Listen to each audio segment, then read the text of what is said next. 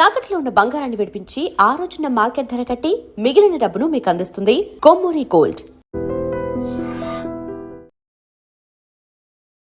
కేవలం ఎస్ఐబిలోనూ కాకుండా స్టేట్లో ప్రతి దీంట్లో మెయిన్ వింగ్స్లో అంటే నేను చెప్తున్నాను సైబర్ ఫోర్స్ కావచ్చు, ఎక్కడైనా ఐసీబీలో కానీ women safety wing, women safety okay, మిగతా విషయాల్లో ఎక్కువ ఉమెన్ ఆఫీసర్కే గవర్నమెంట్ ప్రయారిటీ ఇచ్చింది. ఉద్దేశం ఏంటి? ఇప్పుడు లాస్ట్ 2.5 yearsలో ఏసీబీ డీజీగా, విజిలెన్స్ డీజీగా, సిఐడి డీజీగా, ఎస్పీఎఫ్ డీజీగా, ప్రిజన్స్ అండ్ కరెక్షనల్ సర్వీసెస్ డీజీగా అంటే మన జైల్స్ డిపార్ట్మెంటు, ఎస్పీఎఫ్ డీజీగా, తర్వాత టీజీపీఏ తెలంగాణ పోలీస్ అకాడమీ డీజీగా లేడీ ఆఫీసర్స్ పనిచేస్తున్నారు. లాస్ట్ 2.5 years నుంచి బ్రహ్మాండంగా పనిచేస్తున్నారు. ఎక్కడ కూడా చిన్న అది లేకుండా పనిచేస్తున్నారు. ప్లస్ మీరు ఇంతకుముందు చెప్పినట్టు ఎస్ఐబి డిఐజీ చాలా కీలకమైన పోస్టు, నెంబర్ 1 పోస్ట్, డిఐజీ పోస్టులో నెంబర్ 1 పోస్ట్ అది అక్కడ.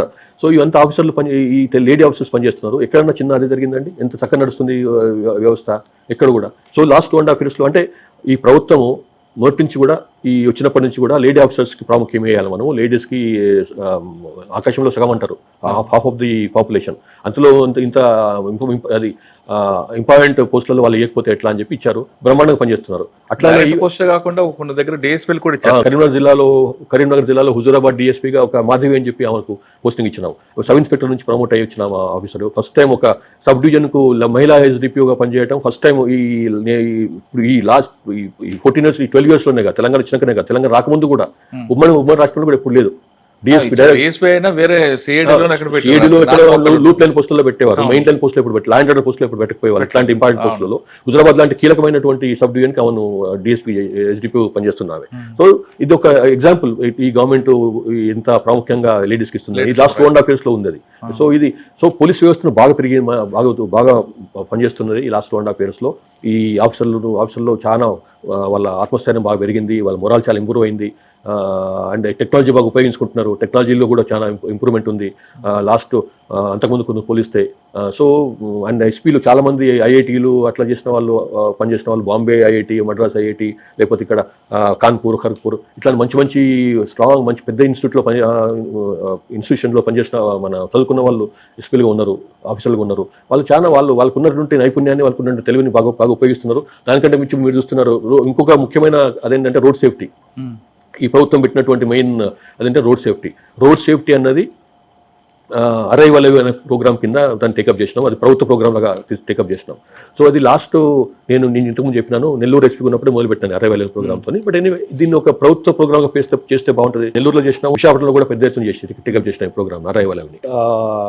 ఈ ప్రజాపాలన ప్రగతి ప్రణాళిక ప్రోగ్రాంలో భాగంగా దీన్ని టేకప్ చేశారు ఈ ప్రభుత్వం. కానీ అంతకు ముందే ఒక జనవరి 1st weekలోనే 2nd weekలోనే సీఎం గారు దీన్ని ఫ్లాగ్ అప్ చేశారు ఈ ప్రోగ్రామ్ని. వాళ్ళకి ఏం చెప్పినా అంటే, సార్ ఇది ఇట్లా మనకు 800 మంది హత్యలలో మరణిస్తుంటే 7,500 మంది 7,800 మంది రోడ్ల మీద చనిపోతున్నారు. అమాయకులు మర్డర్లు చనిపోతే, ఎవరికన్నా మర్డర్లు చచ్చిపోతే కనీసం కారణం ఉంటుంది, అంటే ఏదో మోటివ్ ఉంటుంది.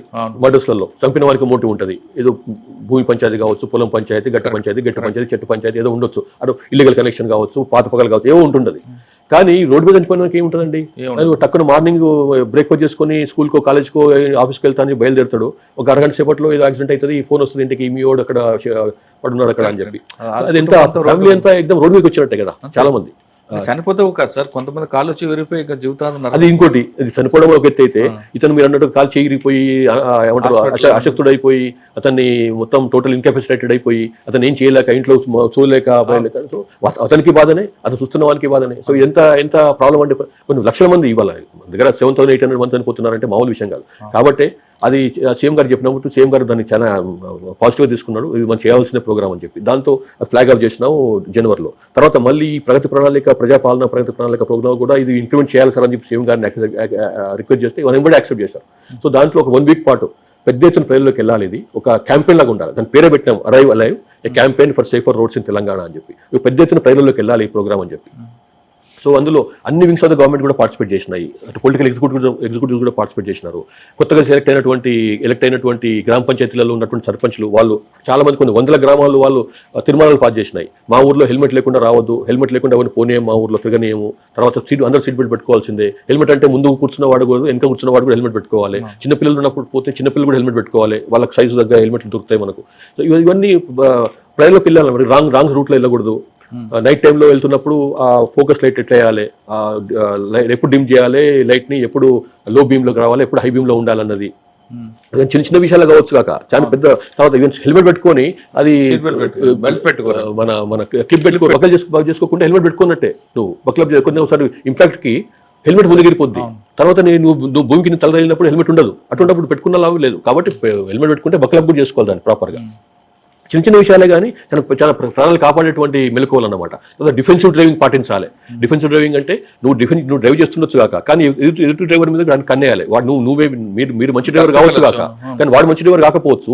కాబట్టి నువ్వు ఎప్పుడైనా కానీ నువ్వు ఒక డిఫెన్సివ్ ఉండాలి. వాడు ఏమన్నా డ్రైవింగ్ వచ్చి కావచ్చు, లెఫ్ట్ లో ఉన్నా కరెక్ట్ ఉండాలి. అటు నుంచి వస్తున్నప్పుడు పక్క నుంచి స్కూల్ పిల్లలు రావచ్చు, కాలేజ్ పిల్లలు రావచ్చు, తక్కువ రోడ్ పైకి రావచ్చు, ఆడుకుంటున్న పిల్లలు రావచ్చు, ఒక స్కూటర్ రావచ్చు, సైకిల్ రావచ్చు, లేకపోతే బర్రె రావచ్చు, గొర్రె రావచ్చు, బ్రేక్ వేసే అవకాశం రాకపోవచ్చు. కాబట్టి జాగ్రత్తగా ఉండి డిఫెన్సివ్ డ్రైవింగ్ చేయండి అని చెప్పి. తర్వాత ఇంకోటి ఏంటంటే లెఫ్ట్ నుంచి ఓవర్టేక్ చేయడం అనేది చాలా కామన్ అయిపోయింది.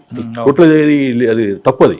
లెఫ్ట్ నుంచి ఓవర్టేక్ చేయడం అనేది మనకి రైట్ నుంచి ఓవర్టేక్ చేయాలి. ఎందుకంటే డ్రైవర్ మనం రైట్ లో కూర్చుంటారు, ముందున్న డ్రైవర్ రైట్ కూర్చుంటారు. కాబట్టి ఎన్కు నుంచి ఓవర్టేక్ చేసే వాళ్ళకి తెలుస్తుంది వానికి, ఇట్లా సైడ్ ఇస్తాడు. కానీ లెఫ్ట్ నుంచి ఓవర్టేక్ చేస్తే వానికి తెలుస్తుంది ఎంత మీకు సైడ్ మిర్రర్ పెట్టుకున్నా కానీ కష్టం అనమాట. సో ఇవన్నిటిని కూడా ప్రజలలో బాగా పెద్ద ఎత్తున వెళ్ళాలని చెప్పి ఉద్దేశంతో 1 వీక్ పాటు చేసినాం. అది దాని ప్రభుత్వం ఇంకా కంటిన్యూ చేస్తుంది. మా ఉద్దేశం ఏంటంటే, నా ఉద్దేశం పెట్టినప్పుడు నా ఉద్దేశం ఏంటంటే ప్రతి నెల లాస్ట్ వీక్ ఆఫ్ ప్రతి నెల దీన్ని టికప్ చేయాలి పెద్ద ఎత్తున. అట్లా చేస్తే అంటే మనకు చాలా పనులు ఉంటాయి, ఇదొకటే పని అనొచ్చు. కాబట్టి రోడ్ సేఫ్టీ సంబంధించినటువంటి అంశాలన్నీ ప్రతి నెల లాస్ట్ వీక్ లో పెద్ద ఎత్తున ప్రజలకు వెళ్ళాలి. ఇది ఎట్లా మనం చేయాలన్నది ఉద్దేశం అన్నమాట. సార్, ప్రజాపాలన మీరు పెట్టారు, పోలీస్ డిపార్ట్మెంట్కి చెప్తే మిగతా డిపార్ట్మెంట్ రావాలని గవర్నమెంట్ నిర్ణయం తీసుకుంది. కాబట్టి గవర్నమెంట్ మిగతా డిపార్ట్మెంట్ కూడా ఇన్వాల్వ్ అవుతున్నాయి, చేయాలని పెట్టారు. కానీ కొన్ని డిపార్ట్మెంట్లు మా డ్యూటీ కాదు, పోలీస్ డిపార్ట్మెంట్ మీ మీద రావాలంటారు. మరి అంటే అట్లా ఇప్పుడు ఒకటి ఇందులో ఇది ఓన్లీ 1 వీక్ పార్టే. ఇది వేరే డిపార్ట్మెంట్, మరి పోలీస్ డిపార్ట్మెంట్ డ్యూటీ, అది police and transport department duty ఇది. కానీ ఆ పర్టికులర్ టైంలో, ఆ 1 వీక్ టైంలో మాత్రం అన్ని డిపార్ట్మెంట్స్ కూడా ఇన్వాల్వ్ కావాలి ఇందులో. సో ఇంకా వేరే డిపార్ట్మెంట్ వేరే పని పెట్టలేదు వేరే డిపార్ట్మెంట్లకి.